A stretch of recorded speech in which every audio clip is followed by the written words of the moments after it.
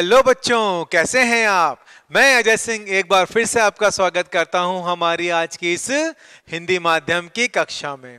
तो बच्चों, जैसा कि हमें पता है कि जो पिछली कक्षा थी उसमें हमने बात करी थी हमारे लीवर के बारे में, अर्थात जिगर के बारे में, यानी कि यकृत के बारे में। बिल्कुल, तो हमने हमारे यकृत के बारे में काफी कुछ समझ लिया था कि जो हमारा यकृत है वो कहाँ उपस्थित है।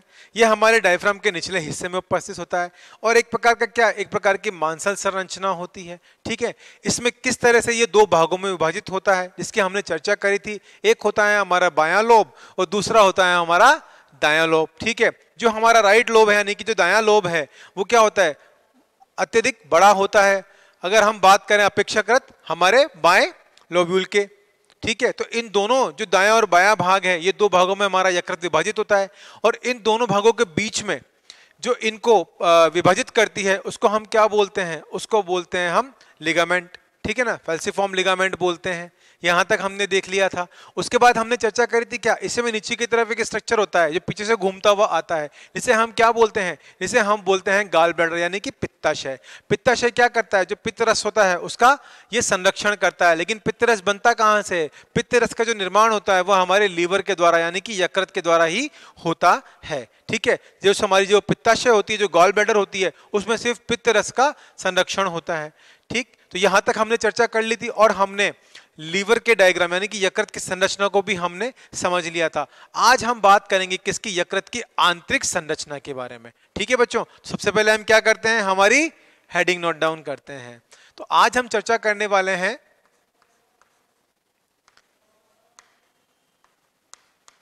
यकृत की आंतरिक संरचना के बारे में। आंतरिक संरचना। ठीक, तो यकृत की आंतरिक संरचना के बारे में हम चर्चा करेंगे। अब देखिए, जैसे सपोज कीजिए आप कि ये हमारा हम लीवर बना लेते हैं।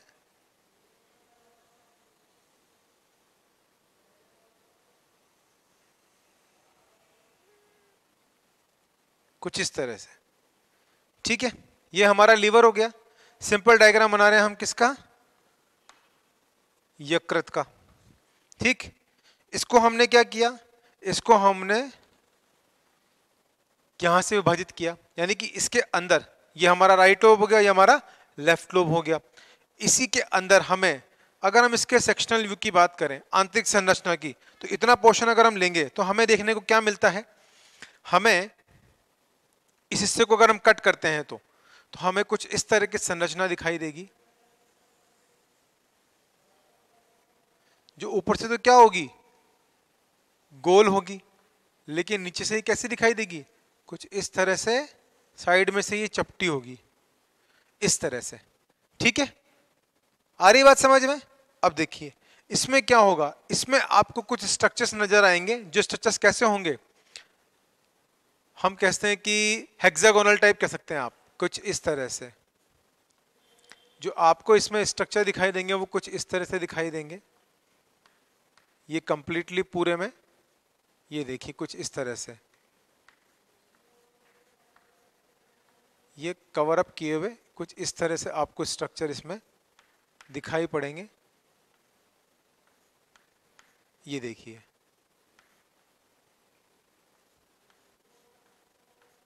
ठीक है, ये कुछ इस तरह से आपको स्ट्रक्चर इसके अंदर दिखाई देंगे।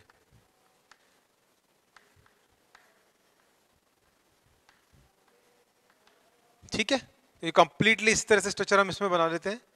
ये देखिए, ये कुछ इस तरह से,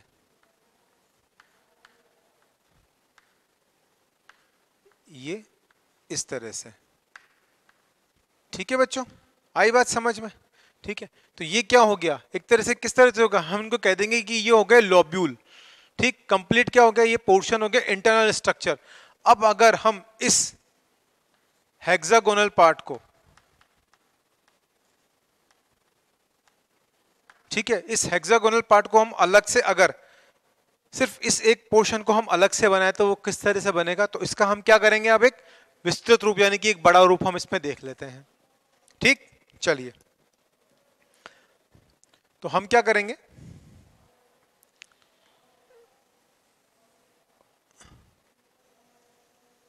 ये देखिए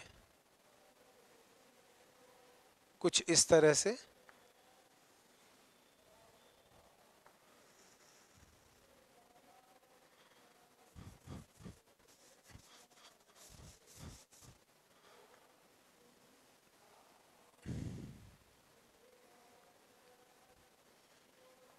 स्ट्रक्चर है, हम ऐसे बना लेंगे।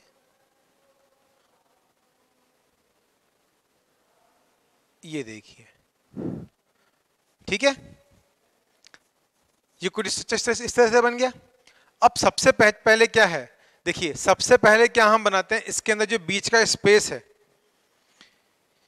ये जो बीच का स्पेस है इसको हम क्या बोलेंगे, इसको हम बोलेंगे सेंट्रल वेन, कुछ इस तरह से। ठीक है, मैं इसको यहां पर अभी इनकम्प्लीट बना रहा हूं, थोड़ा सा अधूरा ये हिस्सा मैं ओपन रख रहा हूं, यहाँ पे खुला भाग रख रहा हूं। ठीक है, तो इसको हम क्या बोलेंगे, ये है हमारी सेंट्रल वेन।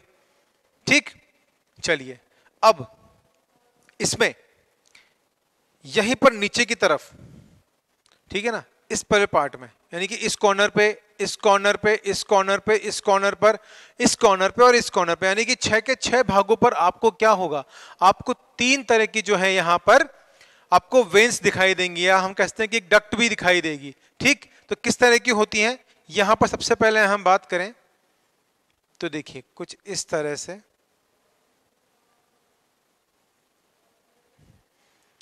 सबसे पहले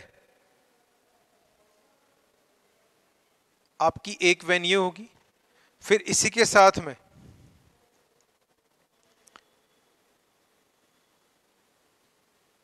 आपकी दूसरी जो वेन होगी वो कुछ इस तरह से होगी, और तीसरी आपकी होगी बाइल डक्ट। क्या होगी, क्या कहते हैं इसको, हम इंटरलोब्यूलर डक्ट कह सकते हैं, क्योंकि बाइल का अल्टीमेटली सीक्रेशन कहां हो रहा है, सॉरी बाइल का जो बनना हो रहा है, निर्माण हो रहा है, वो कहां हो रहा है, वो लीवर में ही हो रहा है। ठीक है, उसके बारे में भी हम चर्चा करेंगे। तो यहां पर ये क्या हुआ, ये कुछ इस तरह से हो गई। ठीक है, चलो ठीक, आई बात समझ में।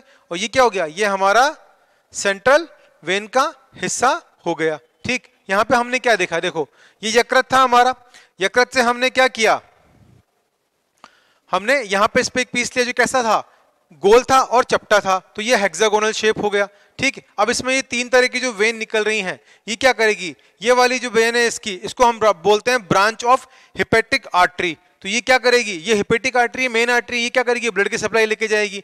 ठीक है, और दूसरी जो सप्लाई है वो इसे क्या मिलेगी, ब्रांच ऑफ हमारी हिपेटिक पोर्टल वेन, जो ये ब्लू कलर की आपको दिखाई दे रही है, ये कैसी है, हिपेटिक पोर्टल वेन है। ये भी क्या करेगी, इसको ब्लड देगी, यानी कि इसको क्या है, लीवर को 2 तरह से ब्लड की सप्लाई मिलती है। ये इंपॉर्टेंट बात है, आप ध्यान रखिएगा, जो लीवर है उसको 2 तरफ से ब्लड की सप्लाई मिलती है, क्योंकि लीवर को क्या है, बहुत सारा काम करना होता है। ठीक है, सबसे बड़ा ऑर्गन भी है, ठीक, सबसे बड़ी अंग संरचना है, तो इसको इसमें जो होती है वो दोहरी रक्त प्रणाली इसमें उपस्थित होती है, इसको 2 तरह से जो है रक्त प्राप्त होता है। ठीक है बच्चों, चलिए अब अगले हम देखिए क्या करते हैं, इसके अंदर कुछ इस तरह से जो पोर्टल है वो ऐसे करके यूं इस पे जो आपकी मेल सेंट्रल वेन है उससे क्या होती है, ये ब्लड की सप्लाई यहां पर ऐसे जुड़ी हुई रहती है। ठीक है ना, तो यहाँ पे क्या होता है कि जो ये हिपेटिक वेन है, जो दोनों वेन्स हैं, ये क्या करती है, यहाँ पे इस बीच में ही इस वाले भाग के अंदर क्या करती है, ब्लड को खुले में ही जो है स्त्रावित कर देती है, मतलब रिलीज कर देती हैं। ठीक है, तो क्या हुआ, यहाँ पे क्या हुआ, इस तरह से ये ब्लड रिलीज हो गया, यहाँ पर खुले में छोड़ दिया गया। तो जब ब्लड रिलीज हो, ये कहाँ पहुंच गया, ये ब्लड हमारी किसमें, सेंट्रल वेन में चला गया, इस तरह से। आई बात समझ में आपको, ये देखिए ये जो ब्लड था ये सेंट्रल वेन में चला गया। ठीक, अब इसी के साथ ही आपके साथ में इस पे दीवारों पर क्या होता है, मतलब इसके बिल्कुल वेन के पास में सटे हुए हमें क्या मिलते हैं, अरीय कतारों के अंदर हमें देखने को मिलते हैं इसमें हिपेटोसाइट्स। ठीक है, क्योंकि जैसे कि हमने लास्ट लेक्चर में क्या बात करी थी, हिपेटोसाइट्स क्या है, एक तरह से इसकी संरचनात्मक व कार्यात्मक इकाई है। कौन से? हिपेटिक लॉब्यूल्स, जिनकी बाद में हमने बात करी थी। ठीक है, तो यहाँ पे क्या है, ये हिपेटोसाइट्स कुछ इस तरह से आपको देखने को मिलेंगे, इस तरह से। ये देखिए, ये कुछ इस तरह से। ठीक है, आ रही है बात समझ में? इसी में भी यहां पर भी कुछ इस तरह से आपको क्या देखने को मिलेंगे, हिपेटोसाइट्स देखने को मिलेंगे। ये देखिए आप। ठीक है, इस तरह से ये हिपेटोसाइट्स का अरेंजमेंट होता है इनका, जो इस तरह से ये कतारों के अंदर, यानी कि अरीय कतारों में ये उपस्थित होते हैं। ठीक है बच्चों, अब देखिए, जिस तरह से आपको ये जो वेन्स यहां पे दिखाई दे रही हैं, कौन सी होगी? एक तो अपनी ब्रांच ऑफ हिपेटिक आर्टरी हो गई। ठीक है, एक ब्रांच ऑफ अपनी हिपेटिक पोर्टल वेन हो गई, और जो तीसरी है वो हमारी है इंट्रोलोब्युलर डक्ट्यूल। ठीक है, तो हम तीनों को, जो तीनों है ये 6 के 6 कॉर्नर पर उपस्थित होती हैं। कहां पे? सभी कॉर्नर पर ये उपस्थित होती हैं। तो हम इनको यहां पे क्या करेंगे, हम इनको यहां मेंशन कर लेंगे। तो यहां पर क्या होता है, एक रैड भी होती है, फिर आपकी ये, और फिर ये आपकी ये। ठीक है, तो इसी तरह से क्या होंगी, ये कंप्लीट जो है 6 के 6 कॉर्नर पर ये आपको देखने को मिलेगी। ठीक है बच्चों, आ रही है बात समझ में? ये बिल्कुल इसी तरह से आपको हर एक कॉर्नर पे ये आपको ये ट्रेड देखने को मिलेगा, ये इस तरह से। ठीक, इसी तरह से यहां भी आपको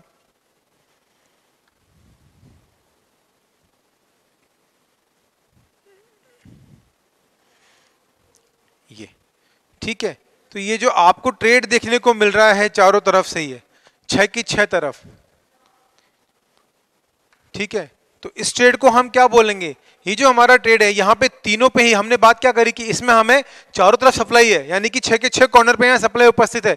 और इसी तरह से क्या है, हर एक जो है कंप्लीट जो हमारा हिपेटोसाइट्स हैं वो सभी जगह से क्या है, इनसे अलग अलग जगह से हिपेटोसाइट्स आ रहे हैं, और ये कंप्लीटली पूरा क्या कर रहे हैं, एक घेरानुमा संरचना बना रहे हैं। ठीक है, तो यहाँ पर भी, यहाँ पर भी, यहाँ पर भी, यानी कि 6 के 6 कोनों पे क्या प्रेजेंट है, यहाँ पे सप्लाई प्रेजेंट है। ठीक, तो इसको हम क्या बोलेंगे, इसको हम बोलेंगे पोर्टल ट्रेड। क्या बोलेंगे बच्चों इसे हम नाम देंगे किसका, पोर्टल ट्रेड का। ये सब मिलके क्या बनाते हैं, ये तीनों मिला के पोर्टल ट्रेड बना रहे हैं। ठीक, चलिए अब देखिए, अब सबसे पहले क्या करते हैं, हम इसको पहले इसका नेम हम मेंशन कर लेते हैं। ठीक, ये क्या है, हम यहीं लिख लेते हैं, ये है हमारी सेंट्रल वेन। क्या है ये, सेंट्रल वेन है।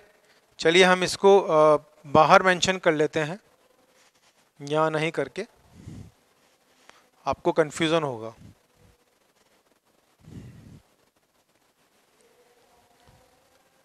ये क्या है, ये है हमारी सेंट्रल वेन। ठीक, अब उसके बाद देखिए आप, ये आपकी सेंट्रल वेन हो गई। ठीक, बीच में क्या है, ये जो आपके बीच में दिखाई दे रहा है, ये है आपका लीवर साइनोसॉइड। क्या बोलेंगे इसे हम, ये है हमारा पोर्शन, इसे हम बोलेंगे लीवर साइनोसॉइड।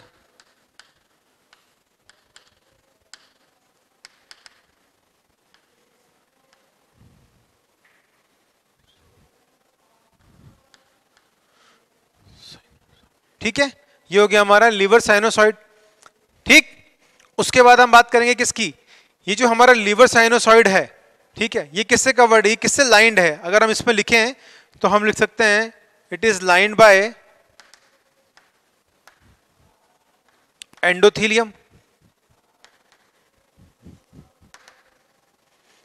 किससे लाइंड है ये एंडोथीलियम से लाइंड है। और इसी के अंदर क्या उपस्थित है, इसी के अंदर कुफ्फर कोशिकाएं उपस्थित हैं, जिसे हम क्या बोलते हैं, कुफ्फर सेल्स के नाम से भी जानते हैं, जो क्या करती हैं, आरबीसी के भक्षण का कार्य करती हैं। ठीक है ना, लाइंड बाय एंडोथीलियम, एंड हम यहां लिख सकते हैं कि कुफ्फर सेल्स, कुफ्फर सेल्स यानी कि कोशिकाएं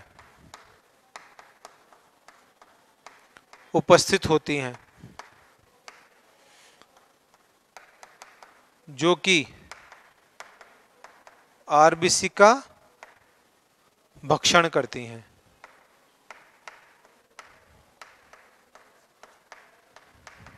ठीक है, और ये किससे आश्रित है? एंडोथेलियम से आश्रित है। तो हम यहां लिख सकते हैं आश्रित एंडोथेलियम।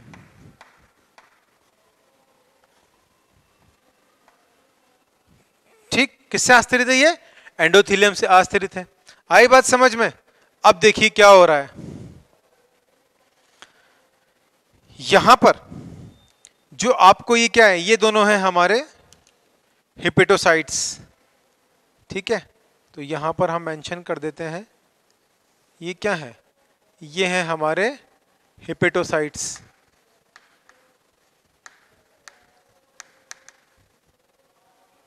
क्या है बच्चों? ये हिपेटोसाइट्स हैं। ठीक, इस तरफ भी क्या है, ये भी हमारे हिपेटोसाइट्स हैं। इन हिपेटोसाइट्स के बीच में क्या हो रहा है, यहां पर सिक्रेशन हो रहा है। किस चीज का? यहां पर क्या बन रहा है? बाइल बन रहा है। ठीक है, तो यहां पर क्या उपस्थित है? यहां पर मध्य में ये जो है, यहां से सीक्रेट क्या बन रहा है? बाइल बन रहा है। और ये बाइल कहां जा रहा है? बाइल जा रहा है इस वेन के अंदर। ठीक है ना, इस वेन को हम क्या बोलते हैं? ये वेन हमारी कहलाती है इंटरलोब्युलर बाइल डक्ट्यूल। डक्ट्यूल बोलेंगे, सॉरी वैन नहीं बोलेंगे, इससे हम बाइल डक्ट्यूल। ठीक, ये है हमारी इंटरलोब्युलर बाइल डक्ट्यूल। उसके बाद हम चर्चा करें किसकी? ये है हमारी ब्रांच ऑफ हेपेटिक आर्टरी। इसे हम क्या बोलेंगे? ये है हमारी branch of hepatic artery. Hepatic शब्द हम कहां काम में लेते हैं? यकृत के लिए हम हेपेटिक शब्द का काम में लेते हैं, ब्रांच ऑफ हेपेटिक आर्टरी। ठीक, अब जो आपको ये ब्लू कलर से दिखाई दे रही है, इसे हम क्या बोलेंगे? यह है हमारी ब्रांच ऑफ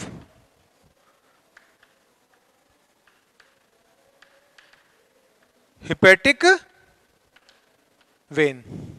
आई बात समझ में? ठीक, और ये क्या है? ये है हमारी सेंट्रल वेन। क्लियर हो गई बात आपको? अब देखिए यहां पर क्या हुआ, ये हमारा लीवर है। ठीक, लीवर से जो हमने बात करी कैसा है, जब लीवर का एक सेक्शन हमने कट किया तो यहां पे क्या हुआ कि जो ऊपर की तरफ था वो तो उभरा हुआ था, लेकिन किनारे कैसी थी इसकी? ये चपटी थी। और देखिए लीवर में एक बहुत खास बात होती है कि लीवर में कह सकते हैं कि हम दोबारा से जन्म लेने की इसमें क्षमता पाई जाती है कि अगर लीवर के एक छोटे से पार्ट को ट्रांसप्लांट कर दिया जाए, ठीक है ना, तो लीवर क्या करो, थोड़े दिन में लीवर अपने आप से ग्रो हो जाता है। तो लीवर के अंदर हम कहते हैं कि ऐसी क्षमता पाई जाती है। ठीक, हेक्सागोनल पार्ट लिया तो यहाँ पे क्या है, इसमें हमने एक लोब्यूल का हमने स्ट्रक्चर लिया है, कंप्लीट इंटरनल स्ट्रक्चर की हम बात कर रहे हैं। ठीक, तो एक जो पार्ट हमने लिया था वो कैसा है? हेक्सागोनल टाइप में है। ठीक, यानी कि इसके 6 पार्ट हमें दिखाई देंगे, हेक्सागोनल टाइप में है। अब इसके अंदर क्या है देखिए आप, तो यहां पर हमें इसके अंदर हमें क्या दिखाई दे रही है? इसके अंदर हमारे यहाँ पर है सबसे पहले कि सेंट्रल वेन है। ठीक, सेंट्रल वेन किससे कनेक्टेड है? सेंट्रल वेन चारों तरफ से 6 की 6 तरफ से इन ब्रांच, जो तीनों हमारे ब्रांच ऑफ हेपेटिक आर्टरी है, ब्रांच ऑफ जो हमारी हेपेटिक वैन है और इंटरलोब्युलर बाइल डक्ट है, इन तीनों से क्या है, ये 6 की 6 कॉर्नर पे ये कनेक्टेड है। ठीक, अब यहाँ क्या हुआ, यहाँ से जो ब्लड था वो यहाँ पे मिला किसमें? हमारी सेंट्रल वेन में। किसके थ्रू? जो लीवर साइनोसाइड के थ्रू। तो यहाँ पे क्या प्रेजेंट है? ये लीवर साइनोसाइड उपस्थित है। ठीक, और साथ ही साथ में ब्रांच ऑफ हेपेटिक वेन है, यहाँ से भी गया तो ये किसमें गया? सेंट्रल वेन से कनेक्ट हुआ। आ रही बात समझ में? अब इस तरफ क्या है? ये क्या है? हमारे हेपेटोसाइट्स हैं। ठीक है, जिनको हम क्या बोलते हैं? संरचनात्मक व कार्यात्मक इकाई बोलते हैं। किसकी? यकृत की। ठीक, अब इनके बीच में क्या हो रहा है? इनके बीच में जो है बाइल का सीक्रेशन हो रहा है। यहाँ पे क्या हो रहा है? लीवर में बन रहा है बाइल। ठीक है, वो बाइल सीक्रेट होकर कहाँ जा रहा है? वो जा रहा है हमारी इंटरलोब्युलर बाइल डक्ट्यूल के अंदर। ठीक है, तो ये कहाँ पर आ रहा है? ये इस इंटरलोब्युलर बाइल डक्ट्यूल के भीतर आ रहा है। ठीक, आई बात समझ में? और इन्हीं के मध्य में क्या होता है? जो कि इसी को हम क्या बोलते हैं, इसी को हम बोलते हैं हमारे पतले संयोजी तक से ढका हुआ रहता है, जिसको हमने क्या बोला था, ग्लिसन्स कैप्सूल बोला था। ठीक, अब ये ग्लिसन्स कैप्सूल ढका हुआ रहता है, साथ ही साथ में क्या होता है, इसमें जो हेपेटिक कोड्स हैं, ऐसे कोड्स आपको दिखाई दे रही हैं, इनको बोलते हैं क्या बोलेंगे, हेपेटोसाइट्स या हेपेटिक कोड बोलते हैं। ये कैसी होती हैं, अरीय कतारों के अंदर इनके अंदर जमी हुई हैं। ठीक है, और इनके मध्य में हमें क्या देखने को मिल रहा है, इनके मध्य में क्या है, ये जो आपके हेपेटोसाइट्स हैं, इसके अंदर क्या है, ये बाइल दिख रहा है आपको, क्योंकि यहाँ पे बाइल जनरेट हो रहा है, बाइल का स्त्रावण होकर कहाँ इकट्ठा जा रहा है, ये इंटरलोब्युलर बाइल डक्ट्यूल में जा रहा है। ठीक है, आई बात समझ में आपके। ठीक है, इसी में क्या उपस्थित होती है, अब जो हमारा लीवर साइनोसाइड है, ये इस कंप्लीट सेंट्रल वेन के अंदर यहाँ पे ब्लड जा रहा है, क्योंकि यहाँ से ब्लड खुले में रिलीज हुआ और स्त्रावित होकर कहाँ चला गया, सेंट्रल वेन में चला गया। अब ये क्या है, हमारे लीवर साइनोसाइड है, ये किससे आस्तरित होते हैं, ये एंडोथेलियम से आस्तरित होते हैं।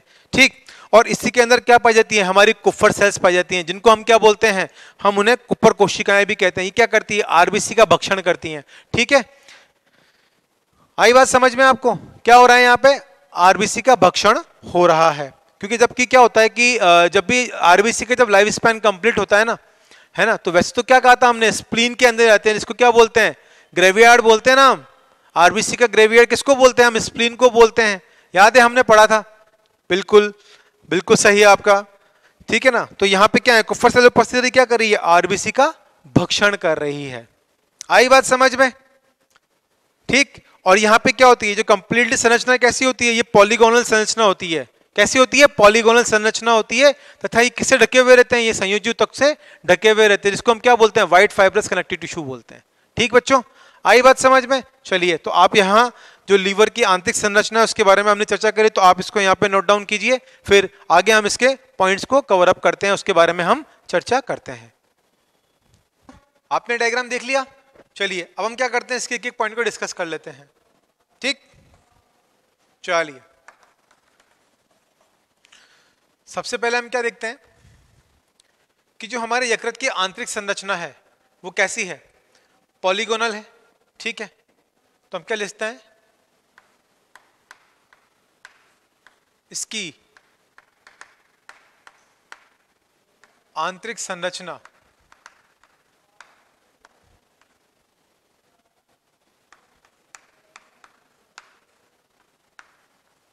पॉलीगोनल यानी कि पिंडीय होती है।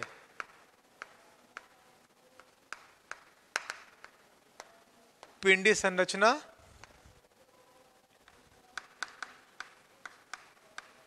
होती है। ठीक है, तथा इसमें यकृत पालियां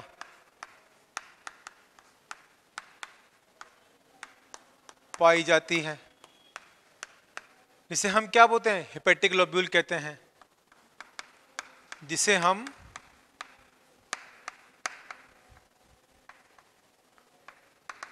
हेपेटिक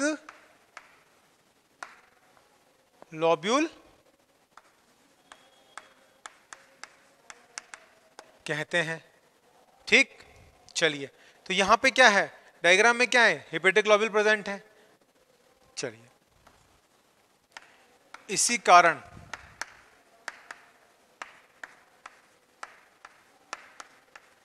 इन्हें हम यकृत की कार्यात्मक व संरचनात्मक, कार्यात्मक तथा संरचनात्मक इकाई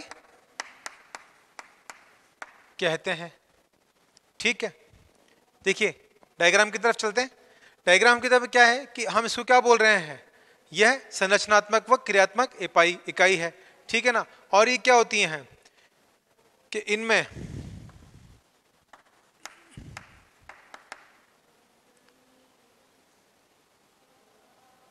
हम कहते हैं कि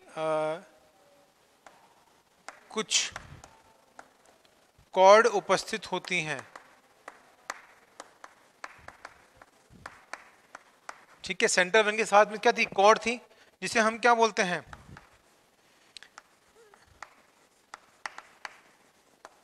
हेपेटिक कॉर्ड। कुछ कॉर्ड उपस्थित जिन्हें हम क्या बोलते हैं, हेपेटिक कॉर्ड कहते हैं।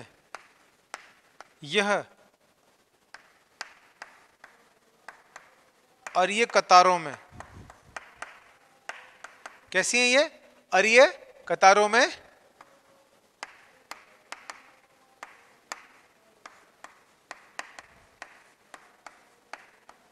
व्यवस्थित होती हैं। ठीक है, तो कैसे व्यवस्थित हैं ये अरीय कतारों के अंदर व्यवस्थित हैं। ठीक, अब अरीय कतारों में व्यवस्थित के साथ में क्या है, इसको हमने क्या बोला, ये है हमारे जिसको हम बोलते हैं हिपैटिक लॉब्यूल। ठीक है, क्या बोला इन्हें हमने, अरीय कतारों में व्यवस्थित होती है, इसे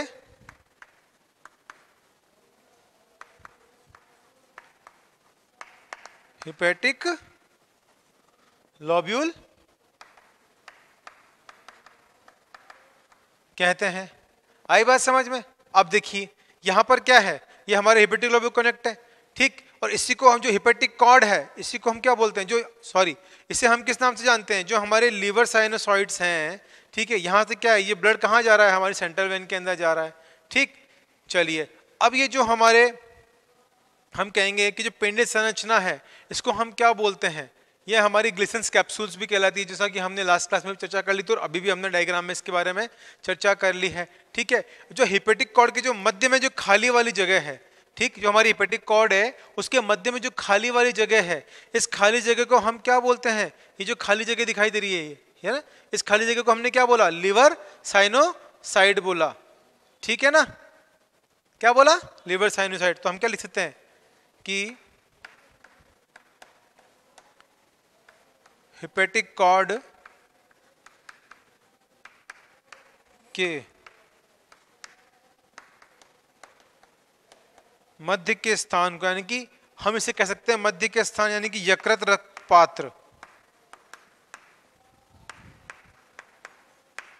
ठीक है ना, हेपेटिक के मध्य के स्थान को यानी कि जो क्या है, यकृत रक्त पात्र, यानी कि हम इसे बोल देंगे लिवर साइनोसॉइड। ठीक है, लिवर साइनोसॉइड भी कहते हैं। ठीक है, आई बात समझ में? चलिए, तो आपने ये जो हमारा डायग्राम है वो नोट डाउन कर ही लिया होगा, तो क्या मैं इस डायग्राम को रब कर सकता हूं? ठीक है, ताकि हम आगे पॉइंट्स जो है इसको हम कवर अप कर सकें।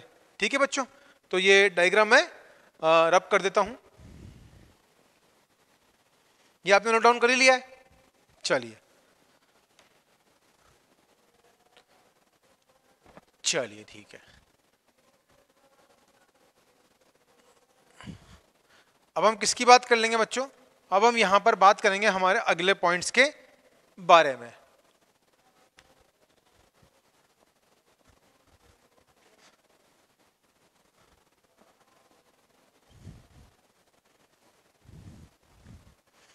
हमने क्या बात करी थी, जो हमारे लिवर साइनोसॉइड्स हैं, इसी के अंदर क्या उपस्थिति किससे लाइंड है, ये एंडोथेलियम से आस्तरित है। तो हम क्या लिख सकते हैं, हम यहां लिख सकते हैं यह लिवर साइनोसॉइड किससे आस्तरित है, यह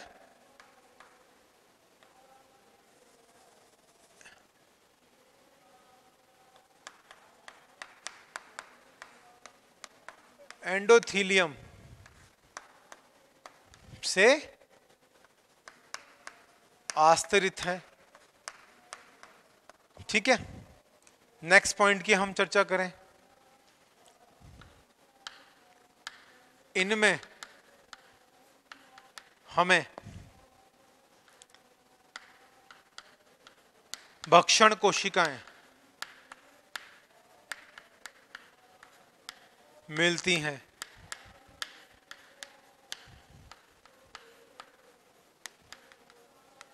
जिन्हें हम कुफ्फर कोशिकाएं कहते हैं। क्या कहते हैं, कुफ्फर कोशिकाएं, या हम क्या लिख सकते हैं, इन्हें हम लिख सकते हैं कुफ्फर सेल्स, कुफ्फर सेल्स।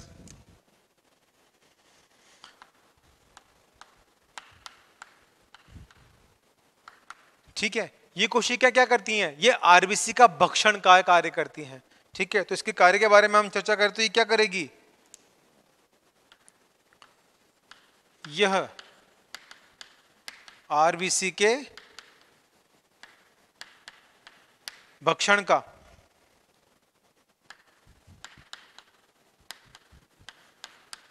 कार्य करती है। ठीक है,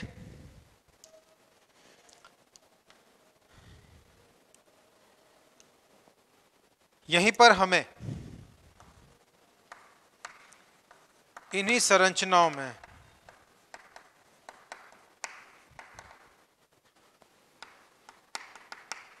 जो पिंडीय संरचना होती है उसमें संयुक्त हमें पोर्टल ट्रेड मिलता है। हमने बात करी थी ब्रांच ऑफ हेपेटिक आर्टरी, ठीक है, और हेपेटिक वेन के बारे में और इंटरलोब्युलर डक्ट्यूल के बारे में। ये तीनों कहाँ है, ये जो तीनों जो हमें पोर्टल ट्रेड है, ये तीनों मिलकर क्या बना रही है, पोर्टल ट्रेड बना रही है। और कहाँ पे, 6 के 6 कोनों पर ये पोर्टल ट्रेड बना रही थी, जो हमने चर्चा करी थी। ठीक, अब इसी में क्या होता है कि हमें कैनिलेक्युलाई मिलता है, कैनिलेक्युलाई, ठीक है ना, जिसे हम क्या बोलते हैं, जो कहाँ खुलती है, ये कैनिलेक्युलाई हेपेटिक नलिका में, इसमें क्या प्रेजेंट होती है, कैनिलेक्युलाई। ठीक, ये कैनिला कहाँ खुलती है, हेपेटिक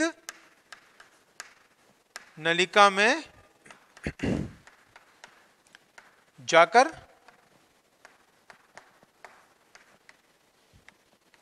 खुलती है।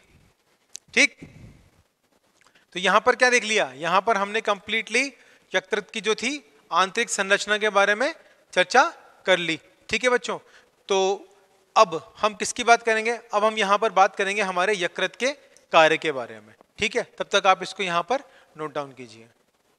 तो आपने नोट डाउन कर ही लिया होगा, तो मैं इसको रब कर सकता हूं। ठीक है, अब हम किसकी बात करेंगे, अब हम बात करेंगे यकृत के कार्य के बारे में। ठीक है,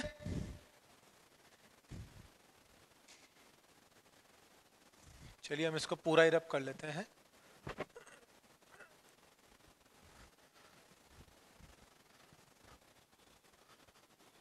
अब हम चर्चा करेंगे यकृत के कार्य के बारे में। ठीक,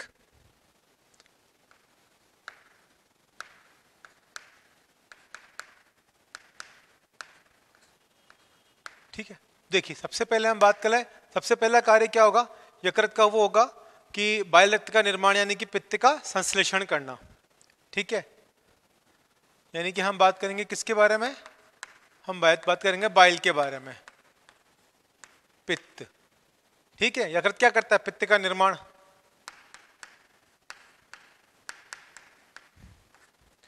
ठीक, अब देखिए यहां पे क्या है, हम बात कर रहे हैं किसके बारे में, बाइल के बारे में। बाइल के अगर पीएच को हम देखें तो बाइल का जो पीएच होता है वो कितना होता है, बाइल का पीएच होता है हमारा 7.6।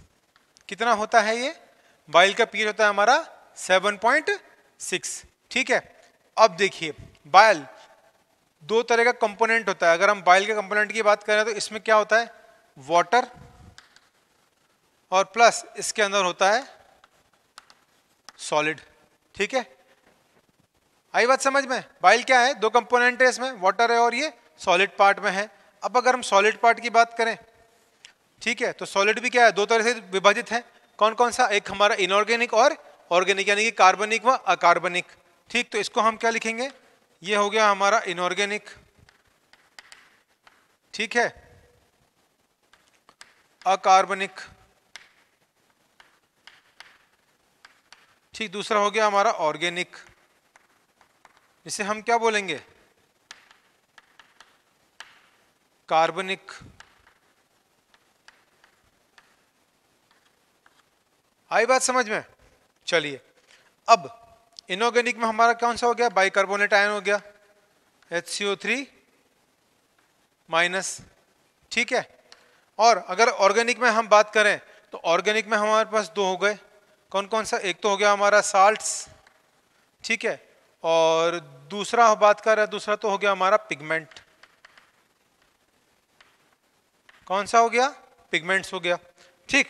अब साल्ट्स के अंदर कौन कौन से दो आते हैं, साल्ट्स के अगर हम अंदर हम बात करें तो साल्ट्स में आएगा हमारा सोडियम ग्लूकोकोलेट, ठीक, क्या आएगा, सोडियम ग्लूकोकोलेट, ठीक। और एक आएगा हमारा सोडियम टॉलरेट, TAUROCHOLATE,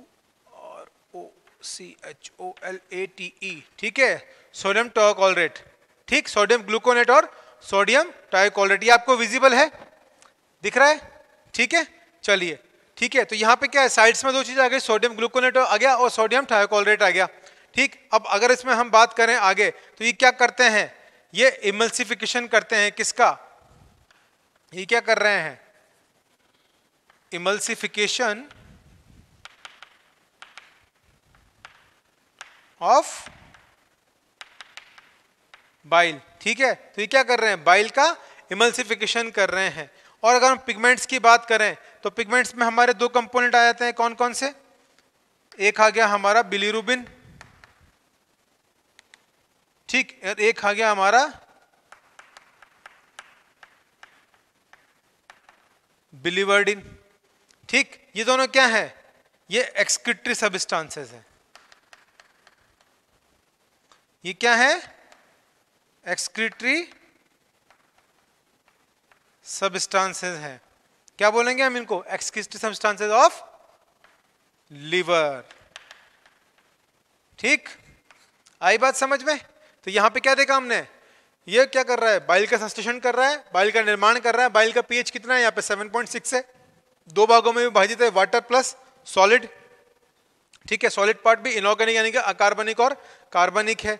अकार्बनिक भाग में क्या है हमारा बाइकार्बोनेट है, ठीक। ऑर्गेनिक में क्या है, हमारे साइड से सोडियम ग्लूकोकोलेट है और सोडियम टाइकोलेट है, ठीक है। ये क्या कर रहे हैं, इमल्सिफाइंग का काम कर रहे हैं, यानी कि इमल्सिफिकेशन कर रहे हैं, किसका, बाइल का। फिर हमारे पिगमेंट्स हैं, दो पिगमेंट हमें प्रेजेंट होते हैं, कौन कौन से, बिलीरुबिन और biliverdin, excretory substance of liver. अब इसको हमने एक्सक्रीटरी सब्सटेंस ऑफ लिवर क्यों बोला, देखिए, है ना। तो ये क्या कर रहे हैं, एक्सक्रीटरी सब्सटेंसेस हम इनको कहेंगे। आई बात समझ में। चलिए अगले हम किसकी बात करेंगे, अगला है हमारा कार्बोहाइड्रेट का उपापचय, ठीक। नेक्स्ट है हमारा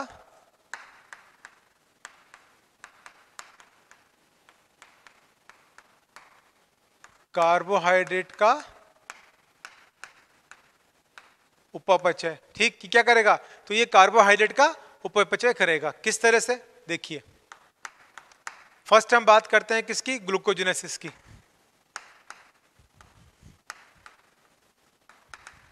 ठीक है। तो इसको हम क्या लिखेंगे, ये है हमारा ग्लूकोजेनेसिस। यहां पे क्या हो रहा है, ग्लूकोज जो है वो ग्लाइकोजन में कन्वर्ट हो रहा है, तो क्या लिखेंगे यहां पे, ग्लूकोज का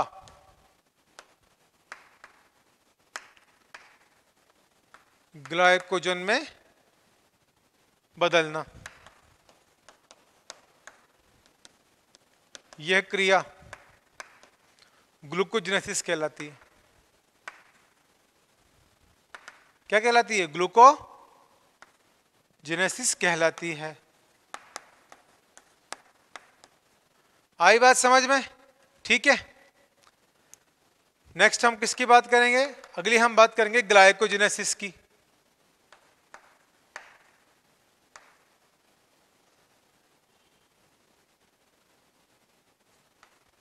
ठीक है, ग्लाइकोजेनेसिस। अब इस ग्लाइकोजेनेसिस में क्या हो रहा है, जो ये ग्लाइकोजन है ये किस में कन्वर्ट हो रहा है, ये ग्लूकोज में कन्वर्ट हो रहा है, यानी कि वाइस वर्सा कंडीशन होगी। तो ये यहां पे जो ग्लाइकोजन है, ग्लाइकोजन का ग्लूकोज में परिवर्तित होना,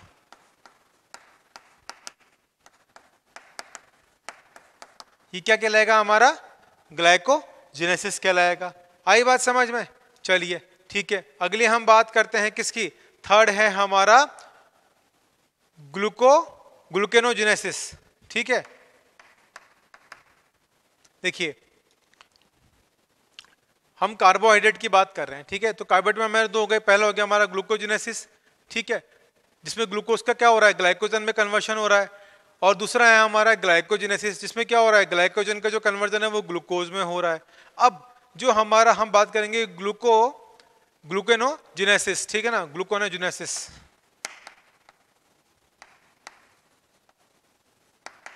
जेनेसिस, तो इस ग्लूकोनोजेनेसिस में क्या हो रहा है कि जो अमाइनो अम्ल है या वसीय अम्ल है, यानी कि अमाइनो एसिड, और जो हमारे वसीय एसिड या वसीय अम्ल जो है, इनमें क्या हो रहा है का ग्लूकोज में परिवर्तन हो रहा है। तो यहां पे ग्लूकोनोजेनेसिस में क्या हो रहा है कि अमाइनो एसिड, अमाइनो अम्ल हम लिख देते हैं, अमाइनो अम्ल व वसीय अम्लों का क्या हो रहा है, अमाइनो एसिड का और वसीय अम्लों का ग्लूकोज में परिवर्तन। ठीक है, ये क्या कहलाता है हमारा, ये ग्लूकोजेनेसिस कहलाता है। अब हम ग्लाइकोनोजेनेसिस की बात करें तो इसमें क्या होगा, जो हमारा नेक्स्ट होगा ग्लाइकोनोजेनेसिस, उसमें क्या हो रहा है, उसमें जो है वो लैक्टिक एसिड जो है वो किस में कन्वर्ट हो रहा है, ग्लूकोज में कन्वर्ट हो रहा है। ठीक है, आई बात समझ में। चलिए इसमें क्या होगा, नेक्स्ट होगा ये लैक्टिक एसिड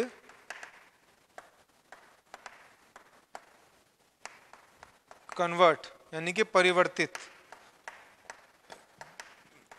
किसमें हो रहा है, ग्लूकोज में। आई बात समझ में। चलिए अब हम किसकी बात करेंगे, अगले हम बात करेंगे हमारे स्टोरेज ऑफ फैट की।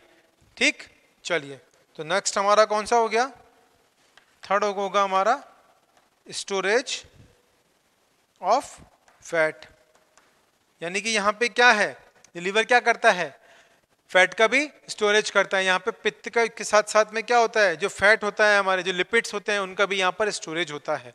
ठीक है, तो हम यहाँ पे ये वाला इसका काम भी इंपॉर्टेंट हो गया। अब इसके अगर हम फोर्थ पॉइंट की बात करें तो फोर्थ पॉइंट क्या होगा इसका, इसका होगा डीएमिनेशन या फिर यूरिया फॉर्मेशन। ठीक, क्या करता है ये डीएमिनेशन का काम भी करता है और यूरिया फॉर्मेशन का काम भी करता है। ठीक है, चलिए आप इसको यहाँ तक नोट डाउन कीजिए, फिर आगे हम इसके और पॉइंट्स के बारे में चर्चा करते हैं।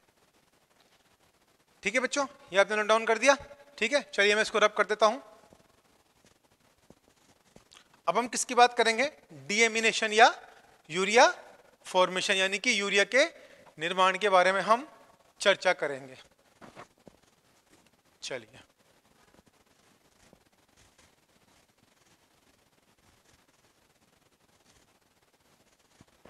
चलिए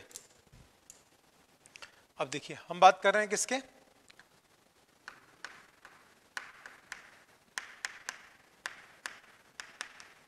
यूरिया का निर्माण। ठीक है, तो देखिए यूरिया के निर्माण में क्या हो रहा है, यहां पर सबसे पहले हम देखते हैं क्या है, कार्बोहाइड्रेट। ठीक, फिर हम बात करेंगे किसकी, लिपिड की, और फिर है हमारा प्रोटीन। तो देखिए कार्बोहाइड्रेट से क्या हो रहा है, ग्लूकोज। ठीक है, ग्लूकोज किससे कन्वर्ट हो रहा है, ग्लाइकोजन में। आई बात समझ में। लिपिड है, लिपिड किस में टूटेगा, लिपिड जो होगा हमारा फैटी एसिड में। या हम किसकी बात करें, ग्लिसरॉल।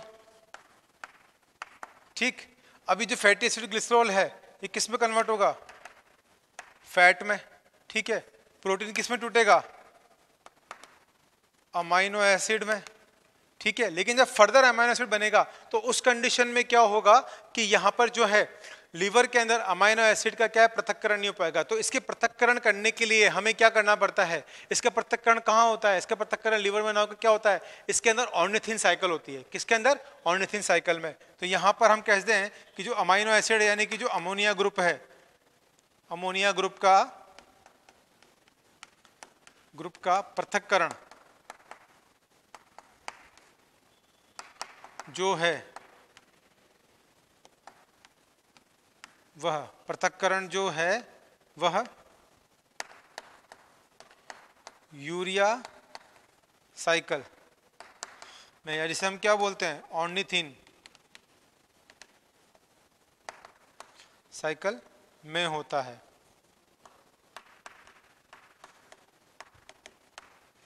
आई बात समझ में? ठीक है, फिर अगला क्या होगा हमारा,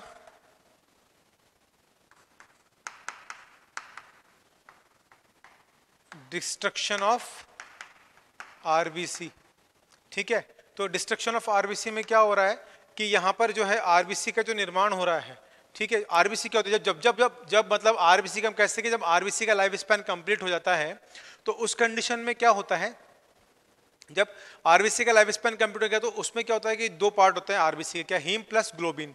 ठीक है, तो जो ग्लोबिन वाला पार्ट है उसका तो क्या कंप्लीटली मेटाबोलाइज हो जाता है, पूरी तरह से वह मेटाबोलाइज हो जाता है, लेकिन जो हीम वाला पार्ट है, हीम वाला जो भाग है, उसका क्या होता है, जो मेटाबोलाइज है वो इनकम्प्लीट रहता है। ठीक है, और इसलिए हमने क्या कहा था कि जो उसका कंप्लीट मेटाबोलाइज है, आरबीसी जो डेड हो जाती है वो कहाँ जाती है, स्प्लीन के अंदर जाके सेव होती है, क्योंकि मतलब वहां जाकर अपनी उसकी मृत्यु होती है, क्योंकि इसलिए हम क्या कहते हैं, स्प्लीन को ग्रेवयार्ड ऑफ आरबीसी भी हम कहते हैं। ठीक है, आई बात समझ में? ठीक, अब अगली हम किसकी बात करेंगे, देखिए हमने यहाँ पे देख लिया यूरिया निर्माण देख लिया कंप्लीटली, हमने इसकी बात करी। ठीक, अब नेक्स्ट हम बात करेंगे किसकी, विटामिन्स की। ठीक, विटामिन्स का,